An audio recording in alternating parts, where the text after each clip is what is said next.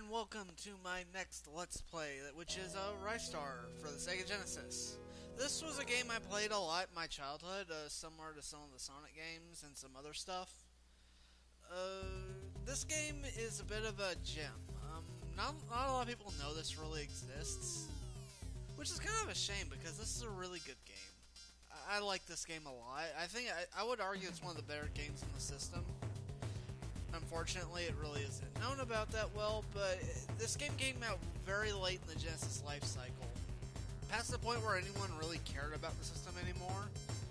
The only thing people cared about was the Super Nintendo and the incoming PlayStation and Saturn and Nintendo 64 and yada yada. That's what people were really concerned about at the time. No one really cared about a Genesis title. Which is unfortunate because this is a really good game. It got overlooked by a lot of people, and I kind of want to show this game off. This was made by Sonic Team, so if you feel like this has a Sonic vibe to it, well, that's why it was made by the same people. Anyway, we're at the title screen. There is a password option in this game, but it doesn't do what you would think a password option does. Like in most video games, a password option just takes you to whatever level you put in the password for. Here, it activates cheat codes. So, anyway, we're on the first level, Planet Flora. This game has a similar structure in terms of how it divides up levels. It's kind of like Sonic 1. You'll have two main acts, and then the third act will pretty much be devoted exclusively to a boss fight. So it's really not all that dissimilar to it. Ristar, though, attacks enemies not by jumping on them and stuff like you'd expect on a platformer. He grabs them. He's a bit of a grappler. He grabs enemies and he bashes them upside the head. One interesting thing about that is when he's in his head bashing animation, he's completely invincible. So you can use that to your advantage to avoid taking damage. Like cases where you would normally get hit by a boss, you can just, bypass it by using his little animation. Which is nice. It definitely, you only have 4 hits total. I mean, you can gain them back by stars and stuff. And you attack that little hole and you get an extra life. Anyway, this game has a very nice visual design. I actually think this game looks a little bit better than Sonic 3 and Knuckles, and I thought that game looks really good for a Genesis title.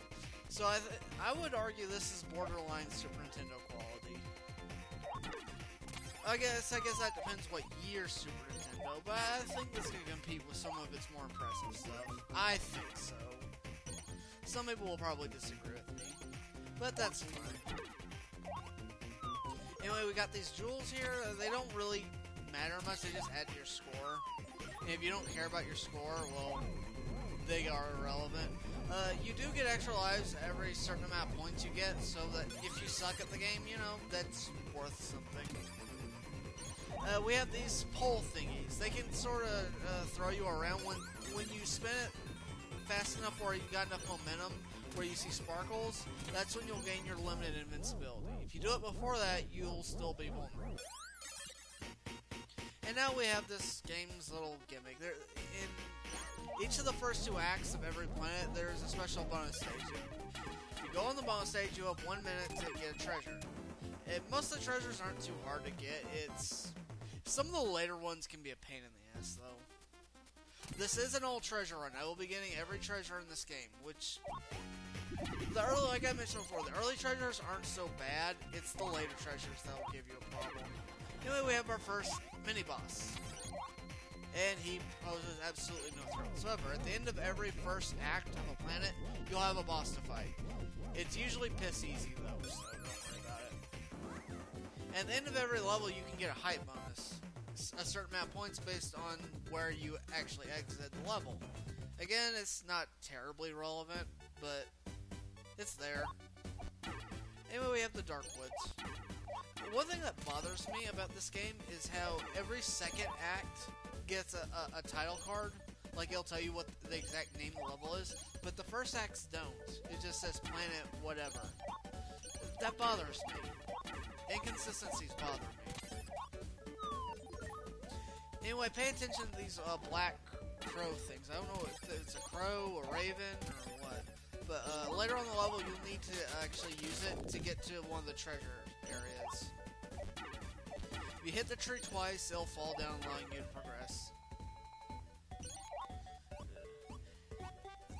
This level, it's slightly darker looking, but I think that makes this look a little more distinct than the first area, which is obviously Green Hill Zone. So this has got a bit darker feel to it, but it's still lively. It doesn't feel like bland dark, it's more like a lively kind of darkness. And close to the end of the level, it does play with darkness a little bit. Not in a really gimmicky way, but you'll see. And this is what I was talking about earlier. Damn it. But, you take these ravens, or whatever they are, all the way to the other side, and you can get to the treasure area. Watch out for that rooster thing. I think that's a rooster. Anyway, we're in round 1, 2. And this is just as easy as the first one. You should not fail to get this.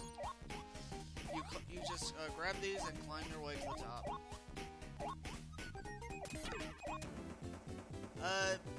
It says I'm gaining continue, but I haven't honestly needed to use a continue in this game for a long time, so I don't know if it's just saying that or if I'm actually getting a continue. Anyway, here's a little gimmick. The area will be plagued in darkness for a little bit, but you can hit those trees and make it turn to light again. And while you do that, that guy will throw strawberries at you. I mean, I'm not a fan of strawberries, but I don't think they'd hurt you by being thrown at you. I think it would be a mild annoyance, if nothing else.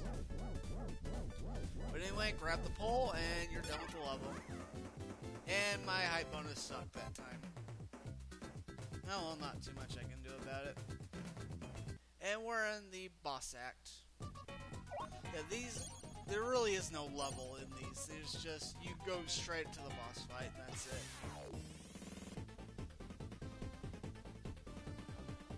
And I think his name is Riho. Anyway, you can't really damage him yet. What you have to do is wait for that thing to get on his back. Hit him 3 times, it'll fall off, you hit the thing, whatever it is, I have no idea what it actually is. And he'll change colors, that's how you know you've done damage. Repeat this 3 times over, and he's dead. And like that. You don't have to kill him nearly as fast as I did. He actually does send down a string of like snowflakes that hurt you for a reason. Unfortunately, they didn't show up. I killed him too fast, but yeah. They will pop up, and they're not terribly difficult to dodge. And once you beat a opponent, you get this little splash screen. It doesn't really add much of anything, but I still think it looks nice. The game's got presentation values, if nothing else.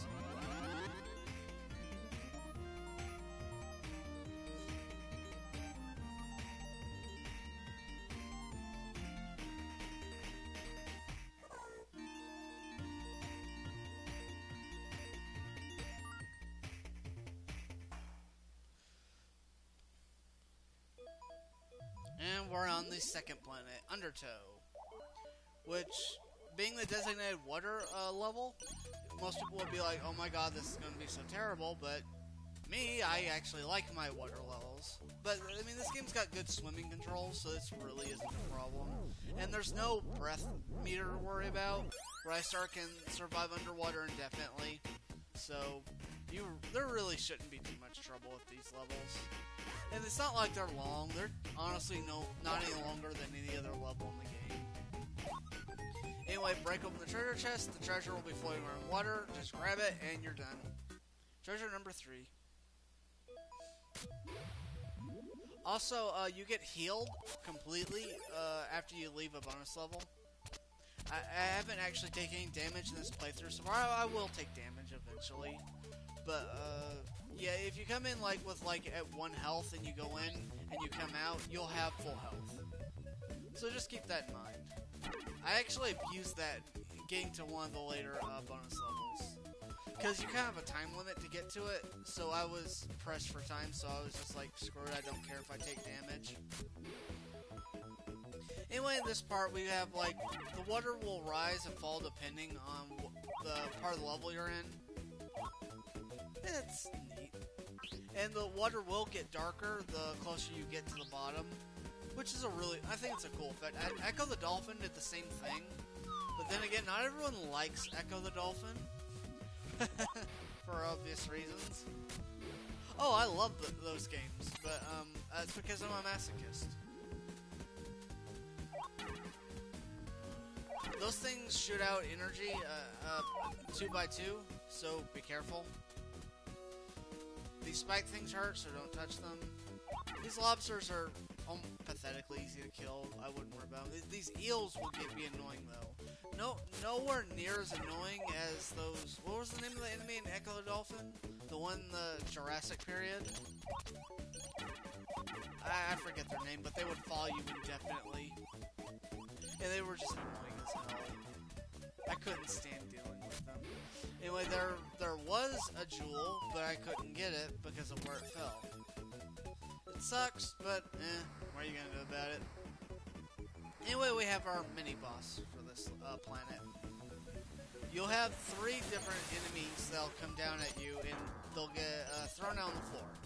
It's pretty easy to kill them. You should have no problem whatsoever. And the enemy type will be different each time.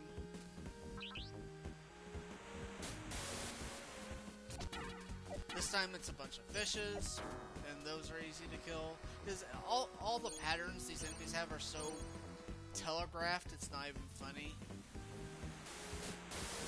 I don't even know how you could get hit by that.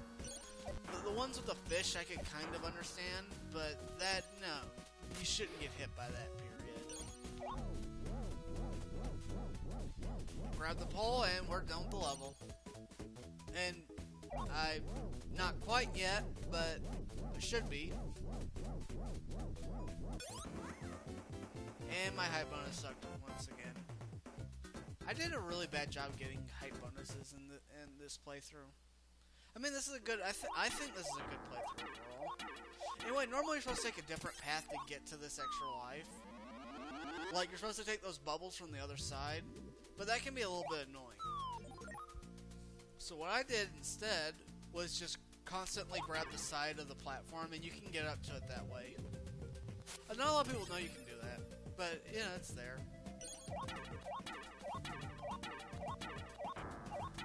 And you hit that side of the wall, and you can get a little jewel. I don't know how you're supposed to know that, because that's pretty fucking obscure, but there it is. And this sort of looks like it's going to be, like a maze level, but this is actually very linear. If you don't get the star the first time, you'll have like an enemy pop out instead, and you just have to kill that until you get the star, then the door opens up. That room is actually completely optional. You don't have to go through it all. So, as far as this room, there's 2 enemies in there. Just wait for them, kill them, and you can move on.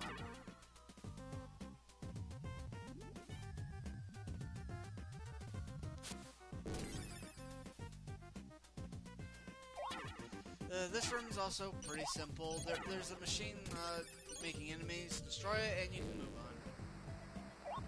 Now this is the weird snail thing. It has 3 small versions, and once you kill them, the big version pops up. I don't know where it came from, but you hit it 3 times, and you will move on. And they give you health. You know, this game gives you a fair amount of health, so you really shouldn't die too much. At least early on. Later on, the game does get more difficult, so... Also, these things, when they're blue, you can destroy them, which you probably should.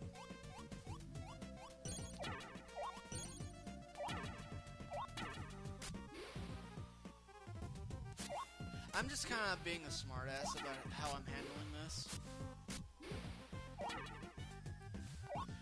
Yeah, you have to destroy all of them in order for the door to open up. They won't open up until that happens. Well, there's two of those machines here. Destroy both of them, you can move on. The frogs will float on water. They won't fall down in the water, so you can take advantage of that. You know, hit them from underneath without actually having to deal with them. Anyway, next room. One of these 2 chests has an enemy in it, normally. if you get the star the first time, you won't have to fight the enemy, it'll just get replaced with the jewel. Anyway, there's a rotor thingy that's gonna blow a lot of wind and push you backwards. You can take this little crevice to avoid it, and just wait until the wind dies down, and you destroy the machine, and you can move on. More of these things. What just happened there? Did the act of grabbing onto the thing, to the whatever it's called, act as damage? I'm not exactly. I think that was a glitch. I think I activated some weird obscure glitch that a tool assist runner would spam the hell out of. Anyway, if you want to get to the treasure room, just follow these bubbles. They will disappear after a short while being on them, so be careful of that, and you should be able to get on. If you don't get on the first try, you can try as many times as you want. There's no time limit in this game. This one could be a bit more tricky for some people if you haven't gotten used to the pulse swinging mechanics. But if you're like me, you can get it in one try. Now, most people won't get that in one try. They'll have to get onto use one pulse swing to get onto the middle row, and then use another to get onto the top row, and then they can get it, which can be done in 60 seconds. It's not like that would take you forever. But obviously, if you can do it from the very bottom, it's preferable. Anyway, we have our next boss fight. Will this boss fight be any harder than the one before? No. This guy only takes 4 hits to kill. I have no idea what the hell just happened there, but most of the time he sticks around the background just doing things from there, which you have to avoid. But occasionally he'll pop out in the forefront and you get a chance at him. I swear I grabbed him, but I guess the game doesn't want you to hit him at that point. Every time you hit him, he rams right to one of these cogs and the water falls. And then things get more restrictive and, you know, it kind of snowballs from there. I love this boss music, by the way. I don't think I've commented too much on the music of this game so far, but it's really fantastic stuff. Of course, I'm not going to, sing along to it, because, you know, only shitty LPers do that, but, we're just about done with this boss fight. That really isn't as hard to dodge as it looks. There's a sweet spot you can usually find, and you can get by it really easily without getting hit. And do all that, and you'll take out this guy, and they'll be in the second level. And that's all for this episode of Let's Play Ristar. This is Hugo, signing out.